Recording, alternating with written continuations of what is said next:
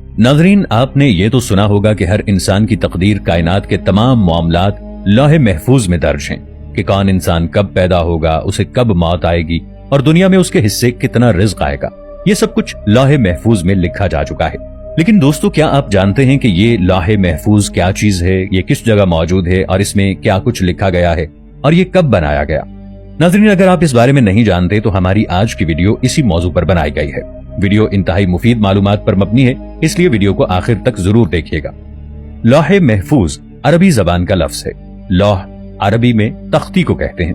इसको लौहे महफूज, किताब मुबीन और किताब मकनून भी कहा जाता है। ये किताब छुपी हुई है और शयातीन की पहुंच से बहुत दूर है। इस किताब की हिफाजत अल्लाह ताला के पाक फरिश्ते करते हैं। शयातीन इस किताब तक नहीं पहुंच सकते। लौहे महफूज में जो कुछ लिखा हुआ है वो महफूज है, यानी इसकी हिफाजत की जाती है और इसमें कोई तब्दीली नहीं कर सकता। शैतान वहां पर जा नहीं सकते और ना ही वहां से कोई खबर हासिल कर सकते हैं, क्योंकि इसका पहरा बहुत सख्त है। दोस्तों, रिवायात के मुताबिक लौहे महफूज अल्लाह ताला ने आसमान और जमीन की तख्लीक से 50,000 साल पहले तख्लीक फरमाई थी। सही मुस्लिम की हदीस के मुताबिक हजरत मोहम्मद सल्लल्लाहु अलैहि वसल्लम ने फरमाया, जब अल्लाह ताला ने मखलूकात को पैदा फरमाया तो लौहे महफूज में ये लिख दिया कि मेरी रहमत मेरे गुस्से पर गालिब है। अल्लाह ताला के पास अर्श पर यह तहरीर मौजूद है। तो नाज़रीन, लौहे महफूज अर्श पर अल्लाह ताला के पास मौजूद है और अल्लाह ताला ने इस पर यह तहरीर करके अपनी रहमत के बेइंतहा वसी होने का ऐलान किया है। हजरत इब्ने अब्बास रज़ियल्लाहु ताला अन्हो से रिवायत है कि अल्लाह ताला ने लौहे महफूज में सबसे पहले ये दर्ज किया कि मैं अल्लाह हूँ, मेरे सिवा कोई इबादत का मुस्तहिक नहीं। हजरत मोहम्मद सल्लल्लाहु अलैहि वसल्लम अल्लाह ताला के रसूल हैं।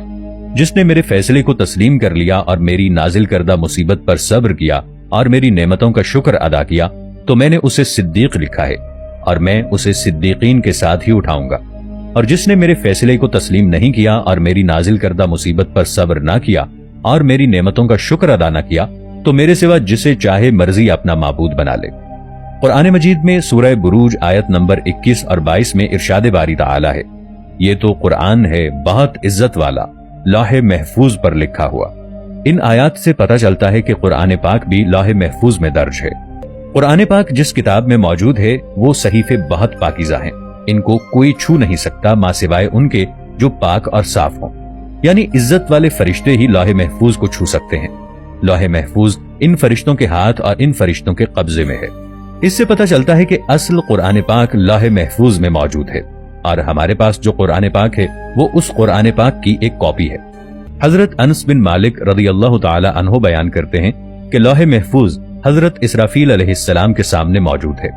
हजरत इसराफील अलैहिस्सलाम अल्लाह ताला के वही फरिश्ते हैं जो क़यामत कायम होने पर सूर फूंकेंगे। रिवायात में है कि लौहे महफूज हजरत इसराफील अलैहिस्सलाम के माथे को जा लगती है। हजरत इसराफील अलैहिस्सलाम जमीन की तरफ निगाहें झुकाए खड़े हैं। जब लौहे महफूज उनके माथे पर लिखी है तो वो नजर झुकाकर इसको देखते हैं। ये लौहे महफूज जिन्नों, शयातीन और हर किस्म की बदी की ताकतों से इतनी दूर है कि जिसका अंदाजा भी नहीं लगाया जा सकता। लौहे महफूज में मौजूद तकदीरें और उमूर कायनात में किस तरह नाजिल होते हैं। दरअसल पूरा प्रोग्राम लौहे महफूज से लोहे दोइम पर आता है। ये लौहे महफूज जैसी ही एक तख्ती है। लोहे दोइम से ये प्रोग्राम अलग अलग इनफरादी तौर पर तमाम जानदारों तक पहुंचाया जाता है। चूंकि इस प्रोग्राम में इंसानी इरादे भी शामिल होते हैं, जैसे किसी इंसान ने कोई काम करना है तो ये काम उसके जहन में इसी तरह वारिद होता है। फिर उस काम में इंसान अपना जाती इरादा शामिल करता है, फिर वो इस काम को सरंजाम देता है। यानी हर अम्र और काम में इंसान को नीयत और इरादा करने का मुकम्मल इख्तियार अता किया गया है। कुरान करीम में कुछ अल्फाज ऐसे हैं जिनका मतलब आज तक किसी को मालूम नहीं और न ही ये मालूम होगा। यहाँ तक कि हजरत मोहम्मद सल्लल्लाहु अलैहि वसल्लम ने भी इन अल्फाज का मतलब सहाबा किराम रज़ियल्लाहु अन्हुम को नहीं बताया, बल्कि इनको राज रखा गया। इसके पीछे एक बहुत बड़ी हिकमत है। इन अल्फाज को हुरूफ मुक़त्ताअत या लौहे कुरानी कहा जाता है। आपने अक्सर देखा ही होगा कि अक्सर घरों की दीवारों पर बरकत के लिए ये लौहे कुरानी लिखे होते हैं। ये अल्लाह और उसके रसूल के दरमियान एक कोड वर्ड है जो दुनिया को नहीं बताया गया। और बहुत से उलमाए किराम ये अंदाजा लगाते हैं कि इन अल्फाज के अंदर रोज़े क़यामत उम्मत मुस्लिमा के लिए बहुत सी खुशखबरियां छुपी हुई हैं। अगर इनको दुनिया में बयान कर दिया जाता तो हो सकता है लोग जन्नत और दोज़ख के लिए और रोज़े क़यामत के लिए इतनी मेहनत न करते। लोह कलम अल्लाह के फर्श के पास मौजूद है। दुनिया और कायनात की कोई भी मखलूक इसमें से कोई इल्म छीन नहीं सकती और ना ही तब्दील कर सकती है। तमाम आसमानी कुतुब नाजिल होने से पहले इसी लौहे महफूज पर लिखी हुई थी। یہ لوح محفوظ اللہ کے عرش کے پاس موجود ہے جو سفید موتیوں سے بنی ہوئی ہے اور اس کے الفاظ سرخ یاقوت کے ہیں۔ اس کے الفاظ اور قلم نور سے بنے ہوئے ہیں۔ ایک روایت میں ہے کہ اللہ تعالیٰ ہر روز 360 مرتبہ اس پر نظر کرم کرتے ہیں اور کسی کو عزت بخشتے ہیں اور کسی کو آزمائش میں ڈال دیتے ہیں، کسی کو رزق، کسی کو زندگی اور کسی کے لیے موت کا حکم صادر کرتے ہیں۔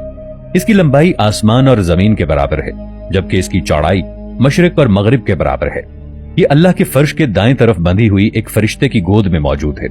ناظرین، اب تک آپ نے صرف یہی سنا ہوگا کہ انسان کو اس کے اعمال کی بنیاد پر یا تو ہمیشہ کے لیے جنت میں داخل کر دیا جائے گا یا برے اعمال کی وجہ سے جہنم اس کا ٹھکانہ ہوگا، اور آپ میں سے بہت سے لوگ یہ بھی جانتے ہوں گے کہ جنت اور جہنم کا یہ سفر ہمیں ایک پل کے ذریعے طے کرنا ہے جسے ہم پل صراط کے نام سے جانتے ہیں۔